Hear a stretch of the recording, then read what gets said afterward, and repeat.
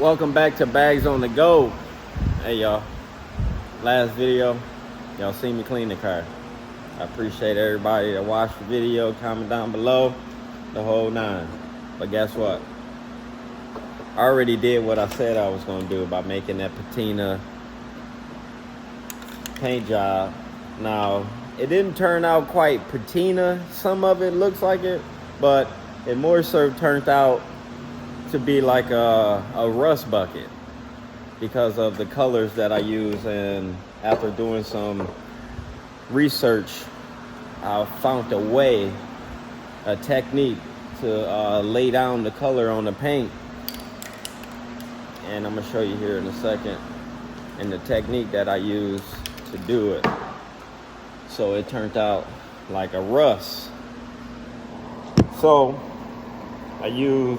I went and got some Satin espresso brown, and then went in my stash, found this was the only thing I bought. One bottle, one can. And then I went and got some gloss red. This is apple red. Put these two together, they gonna make an orange color. And then also in my stash, just some gloss black. Now, first step, brown, then red, then I put black on top of it to make it dark and mix all three of the colors up. And what I did was I found this technique online because I didn't want to go by the way where I was seeing online people, they paint the whole car down, then add another color, then add another color, and then wet sand the car all the way through the colors to get that look. Too much. Didn't really want to go that route. That wasn't my plan. I just wanted to add somewhat natural look of patina in the paint. And one night, just researching, just clicking on patina, watching the videos, this guy took one of these pads and he would spray and just tap. Take another color, spray it, tap, just mixing the colors. Talking about just going down, tap, mixing the colors, and gives it this rough, hard texture look.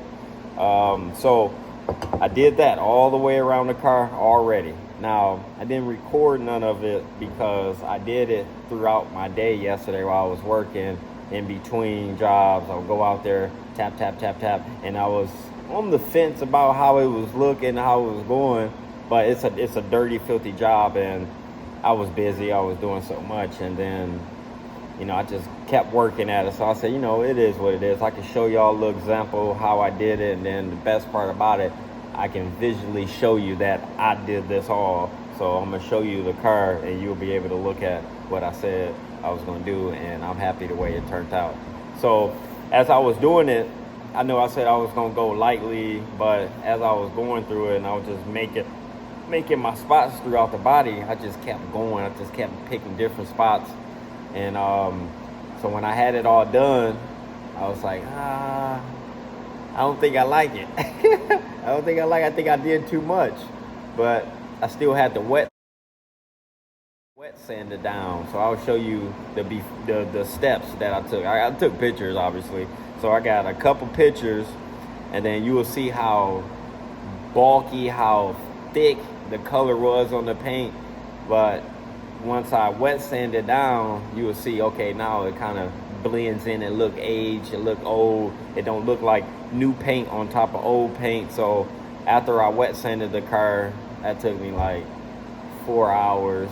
So I was working all the way throughout the day, and then I took 4 hours at the end of the day, all the way until 11 o'clock last night, wet sanding the vehicle because I had to hit each and every spot. I couldn't go home. I had to see what I wanted to see yesterday right away. So I didn't stop until I was done.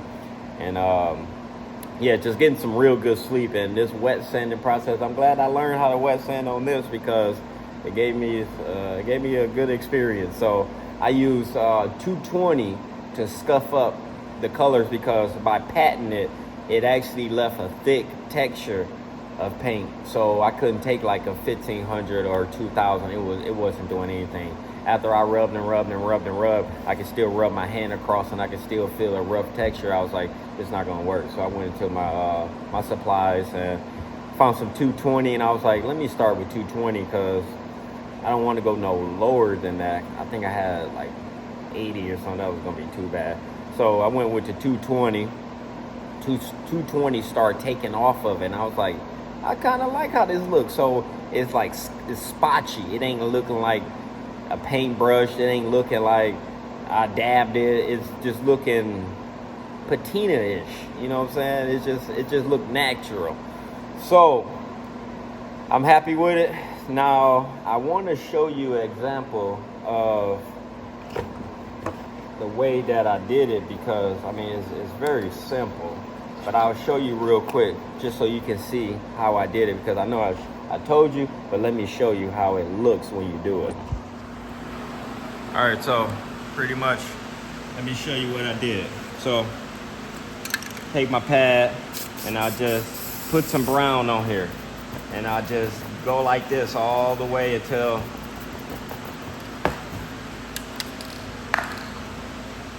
the color start laying.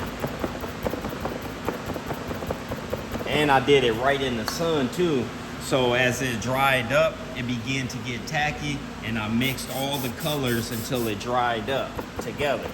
So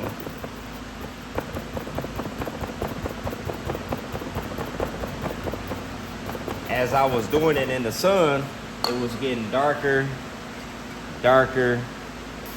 and drying up right away.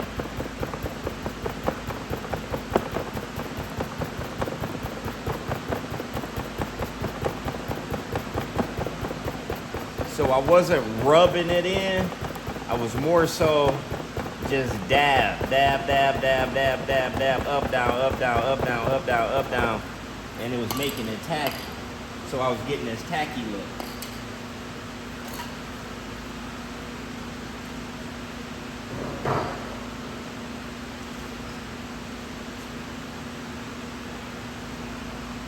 Now let me take it out in the sun so I can show you how it looked. Alright, so now that this dried up a little bit, you see how I mixed those three colors up? That's how it looked on the car. But you can't see the texture because this is cardboard. Probably should have did a test run on the car so you can see it. But however, let me show you further. What's up? Now it looks, see, but you can tell how it looks like rust. It looks just like rust. So now let me take you to the car, show you what I did. All right, so I know I could have had a wrap designed and I could have put that on the car, but I'm over wrap. I like have my cars painted. That gloss is better than wrap. So I want to be able to show you what I had in mind. I set out for it and I accomplished it. So look, I'm happy about it. I did it. Let me go ahead and show you. Bam. Now it's fitting. So now when I turn that key, I feel like the inside look just like the outside, and they both match. This is a driver. So now when I look at the bumpers, all of that, I don't have to worry about fixing all. I don't have to worry about getting new bumpers, driving all the way to Chicago, contact my guy that sells nothing but these parts, just go get bumpers and all of that. I can just get the small stuff on the inside that I need, the panels, and throw the car together and drive it. This is my driver. This is what I was looking for. Now wait until you see that gloss on it. But however, let's get into it. So, don't that look just like real? Don't that look real? I did that. Yeah, I'm happy too. It wasn't easy, y'all. It wasn't easy. Like I say, I was out here in the sun, pap, putting it down. And I went heavy right here. This was the hardest one. I had to put a big one, and once I noticed how hard that was to put the big one, I said that's gonna be the only one I do, because that was not easy. That was a lot of work to get that one to lay down. But I kind of hit the areas that already got blemishes and stuff like that, and I like stuff like this. And I sanded down to get that edge back through it. And this is like up under the hood, you know, when you leaning on the hood, working on the cars, the sun fade in those areas, especially stuff like this. It already had blemish right here, so I went ahead and put one right here. And stuff like this up under the window, stuff like that. And you know, it always kind of looks like that right here. Kind of went a little crazy with that little, but I didn't want to do too much. I might put another one right up in the middle. I just left off yesterday. It started getting nighttime, and I like to do the padding during the day in the sun so it dries. So this weekend, what I'm gonna do, I'm gonna add some more up top, because you know the top usually what fades more, but I just want to make it look like it's rusting, like the paint thing then faded away, so now it's rusting. And down here, since we got that right there, I just made it look like something.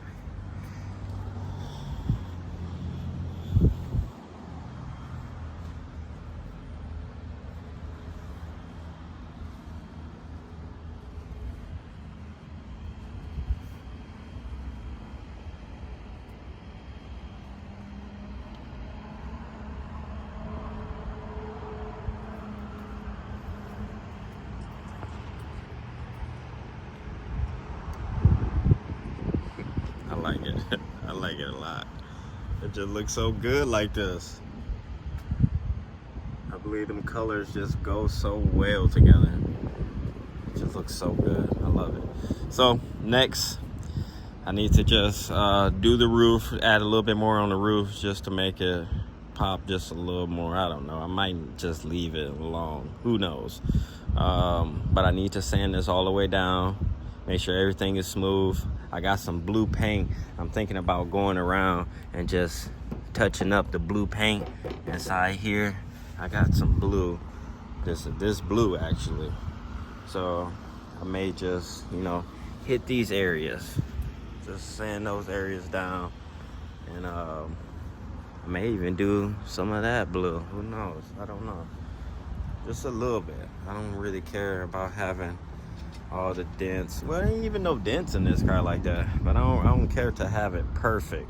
I don't mind it. All the blemishes and the discoloration, I like that for this car. So now I got clean painted.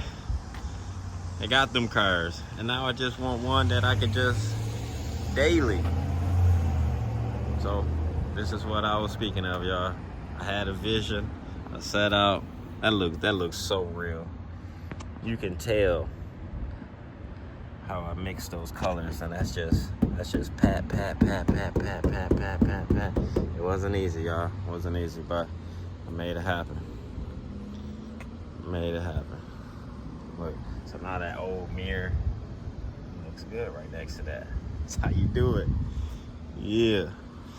So I'm happy with it, and that's going to be it. So now I need to continue sanding it down, rubbing it out, get it all smooth, tape it up, send it down the street, get it clear, move on. I'm interested to see how much they'll charge me just to throw some clear on it. I don't need no fancy dancy. Just throw me some clear on it. Good. All right, y'all. So tell me what you think. What do you think? Down below. What do you think? This bag's gonna go. I appreciate you for watching. And what am I gonna do next? Got the carpet coming soon. So pull the carpet out, put the new carpet in. That's what's next. This bag's gonna go. I'm working on my 79 Impala. Yeah. I'll see y'all next time. Peace.